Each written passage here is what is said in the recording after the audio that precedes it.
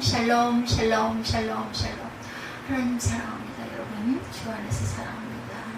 시원하다고 하는데도 교회가 30도가 넘었더라고요. 너무 끈적거리고 더워가지고 23절 10장 23절에서 25절 야외여 내가 알거니와 사람의 길이 자신에게 있지 아니하니 걸음을 지도함이 걷는 자에게 있지 아니하니이다. 야외여 나를 징계하옵시되 너그러이 하시고 진로로 하지 마옵소서. 주께서 내가 없어지게 하실까 두려워하나이다. 주를 알지 못하는 이방 사람들과 주의 이름으로 기도하지 아니하는 족속들에게 주의 분노를 부으소서. 그들은 야곱을 씌워 삼켜 멸하고 그의 거처를 황폐하게 하였나이다. 아주 적나라한 이게 원어적으로는 어떻게 나왔는지 우리말 성경의 해석이 이러네요. 씹어 삼켰다.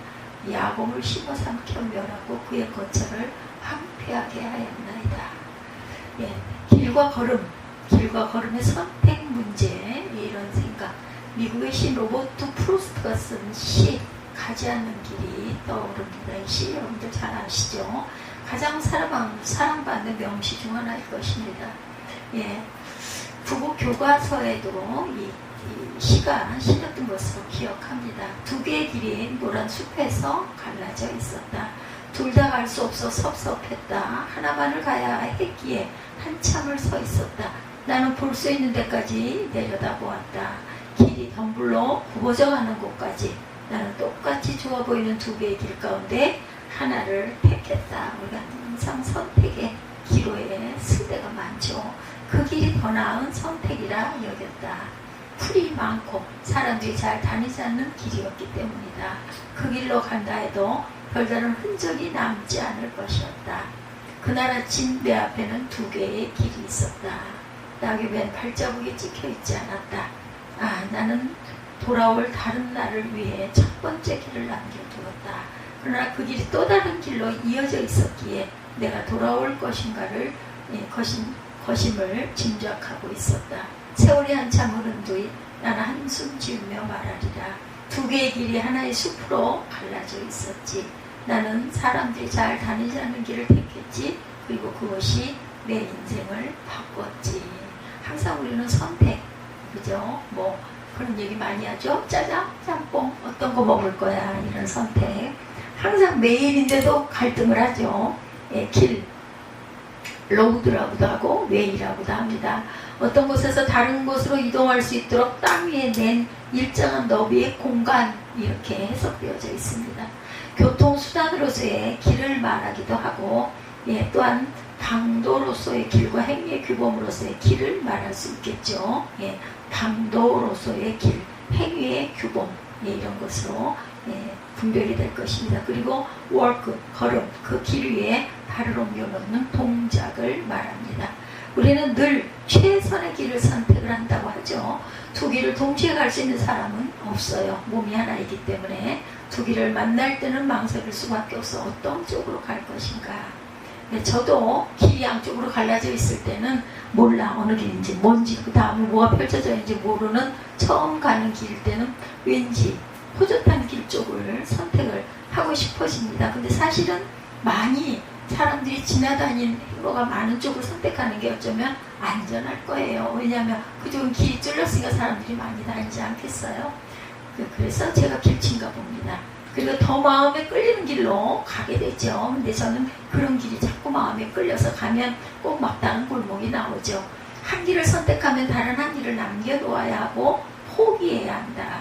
그리고 그 선택은 우리의 운명을 결정짓는데 아주 대단한 영향을 미치기도 합니다.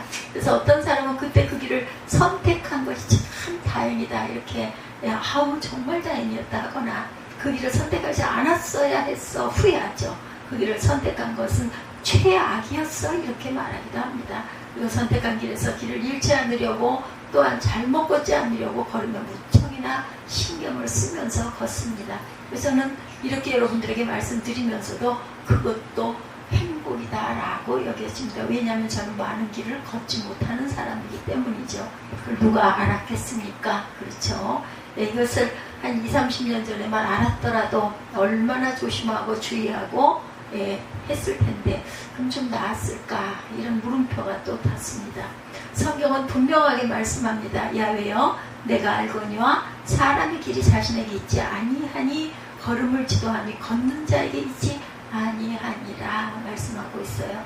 길도 그 길 위에 걷는 것도 사람에게 있는 것이 아니라 누구에게? 하나님께 있다고 말씀하죠. 걷는 자가 완전한 자유 속에서 자기 길을 선택하고 있는 듯 보이고 자기 길을 자기가 선택하고 걷는다고 생각하는 것처럼 보일지라도 결과적으로는 그렇지 않다라는 것. 길을 인도하시는 분이 주님이시며 우리가 계획을 할지라도 그 걸음을 인도하시는 분은 야훼시니라. 우리 말씀 항상 이 말씀 좋아하죠. 걸음을 지도하며 걷는 자에게 있지 않고 주님에게 있기 때문이다. 하나님께 있다. 오늘 본문 예레미야서에서 선지자 시대의 이스라엘 백성들도 자기 재산과 소유를 오래오래 즐길 수 있을 것으로 아마 기대를 했었을 겁니다. 그러나 그들은 갈대아인에게 축출이 되고 그런 여러 가지 비운을 겪고 나서 인생의 길이 내게 있지 아니하다는 것을 알게 되었다. 야훼를 아는 것, 하나님을 아는 것, 그리스도를 아는 것이 바로 믿음이고 그 그리스도를 온전히 알고 바른 믿음을 가졌을 때 그리스도를 하나님을 사랑하게 되죠. 우리가 그래서 호세아 선지자가 야훼를 알자 힘써 알자 이렇게 얘기하지 않았습니까? 그거는 성경을 외우는 것을 얘기하는 게 아니에요. 그렇죠? 하나님의 마음을 깨달아 알고 느낄 줄 아는 사람, 이런 사람을 하나님이 사랑하신다. 사람이 심사숙고하여 보기 좋게 세운 계획도 순식간에 산산조각이 나버리고 말죠. 우리는 누구나 자행자재할 수 있는 존재가 아니고 하나님의 지도하에 있다는 것을 우리가 늘 명심해야 될 것이다. 오늘 이 순간도 저와 여러분도 지금 어떤 선택의 길로 어느 길로 가고 있는 그러한 길 중간에 서 있다는 것. 세상 일은 항상 우리의 인도와 기대하고 전혀 딴 방향으로 결말이 날 수도 있다는 것, 그럴 수 있는 부분이 적지 않다는 것을 우리가 늘 생각하면서 가야 합니다. 근데 미리 걱정할 필요는 없습니다. 우리는 우리 길이 주인이 아니고 만사가 우리의 의사대로 되는 것도 아니라는 것을 알아야 한다. 그러므로 어리석음에 빠져서는 안 된다. 내 발 가지고 내가 가는 길을 걷는다고 생각되나 인생길을 걷게 하시는 분은 내게 아니라 야훼 하나님이시라는 것을 아십시다. 하나님을 의뢰하고 그분의 뜻을 놓치지 않고 쫓아가려고 힘써 따라가야 되겠죠. 길 잃어버리지 않고 주님을 놓치지 않고, 그래서 우리가 성경을 보고 예배를 드리고 기도를 합니다. 내 길과 걸음을 하나님이 주관하시고 인도하시고 지도하고 계신다면 빠른 자라고 선착되는 것도 아니고 또한 돌아가는 길이라고 해서 결코 허비나 낭비도 아니라는 것도 우리가 알아야 된다. 하나님을 알지도 못하고 그 마음에 하나님이 없다고 하는 자들은 이 길을 선택하고 걷기 위해서 길을 안내하고 지도할 수도 없는 것들에게 길을 묻는 어리석음을 범하기도 한다라는 거예요. 그래서 그 기독교인들이 뭐 물어보는 집을 많이 가기도 한다고 그러죠. 오죽이나 하면. 그래서 길을 묻는 산업, 점치는 산업이 만만치가 않게도 산업이라고 하네요. 만만치가 않답니다. 우리나라에서 정확한 무속인 통계가 없는데 최근 통계에 따르면 무속인 숫자가 50만 명쯤 된다고 하네요. 대단하죠. 점점 시장 규모는 연간 4조의 규모로 추정이 된다고 합니다. 매출 및 과세 집계가 힘든 현금 사업이다 보니까 통계가 어렵다고 그래요. 왜 이 이야기를 제가 지금 하고 있는지 모르겠습니다. 점집뿐이겠습니까? 그렇죠? 인생의 길을 묻는 사람들이 찾아가는 곳은 다양할 것입니다. 사람들, 온갖 잡신들, 이런저런 종교들, 사람들에게도 상의하잖아요. 묻잖아요. 그죠? 공부하신 분들, 그 부분을, 세무사, 이런 분들, 온갖 잡신들, 기도한답시고, 이런저런 종교들, 심지어는 식물이나 동물들에게서조차 길을 묻기도 합니다. 그러나 잠언 16장 9절에 사람이 마음으로 자기 길을 계획할지라도 그 걸음을 인도하시는 자는 야훼시니라. 우리가 항상 이거 아예 박혀있잖아요. 여러분 마음속에.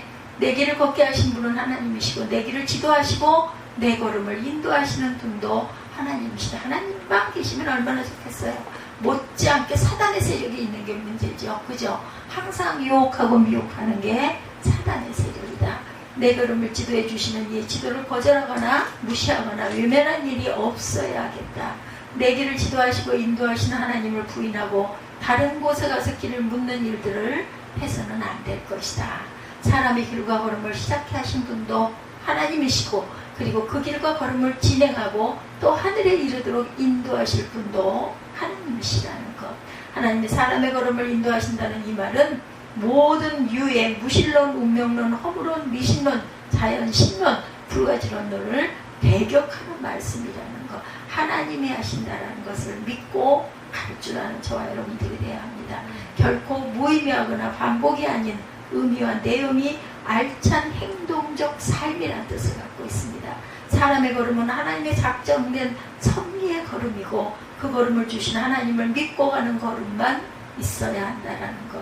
주님이 내 길의 안내자, 주님 내 길 인도하시네. 우리 이 찬양 많이 하죠. 주님 내 길의 동행자, 항상 주와 동행했던 에녹이 생각이 납니다. 그래서 죽지 않고 하늘로 올려진 사람, 유일한 사람이 에녹이지 않습니까? 주님 내 길의 결정자이심을 믿나이다. 이런 기도가 우리의 기도. 무엇을 하든 어디를 가든 무엇을 하고 있든 항상 마음으로 주와 동행하고 항상 교제하시는 저와 여러분들, 그러므로 내 길을 걸어갈 때 내 걸음을 지도하셔서 실족하지 않게 하시고 잘못 가지 않게 하시고 내 걸음이 피곤치 않게 하여 주옵소서 하고 기도하는 저와 여러분들의 그 기도자들, 중보기도자들, 예배자들이 되기를, 예배가 중요한 게 아니라 기도가 중요하다는 것을 잊지 않는 저와 여러분이 되셔야 할 줄로 믿습니다.